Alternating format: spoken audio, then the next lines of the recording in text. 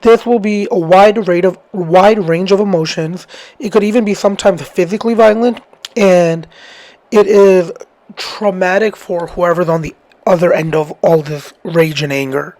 So this brings me back to the video I made about the inner child and how we all need to heal in our own way, especially for around a toxic situation, but it's mainly healing your inner child.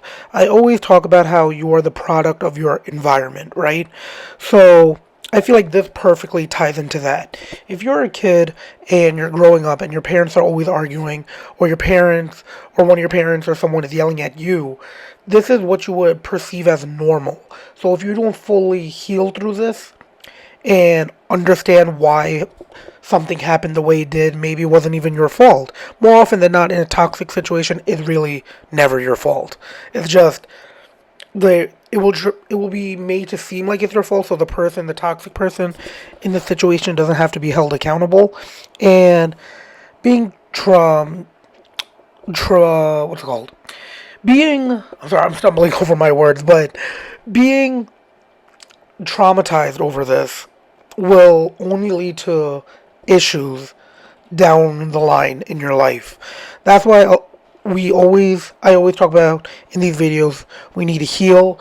We need to do whatever we can to understand that we are.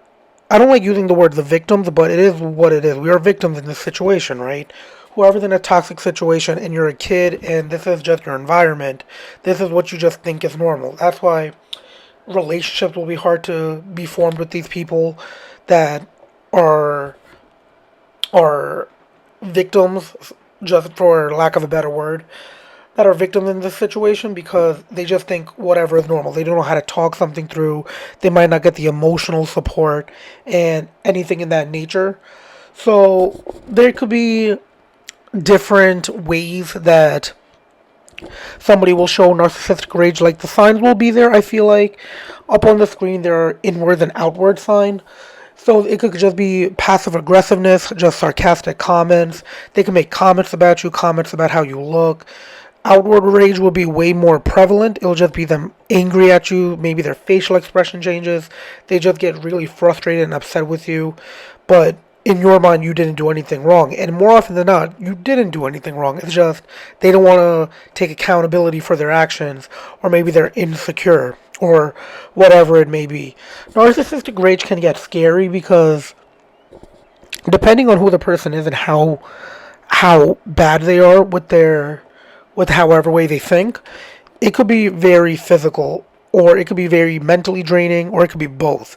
So the people around them could be in danger. Like this person, whoever the toxic person is, could just have no limits because whatever they think they're doing is right. So they just will have this twisted warp of reality, for lack of a better term, that no one should challenge them, and then they'll go to any extremes to prove that they were right in the situation.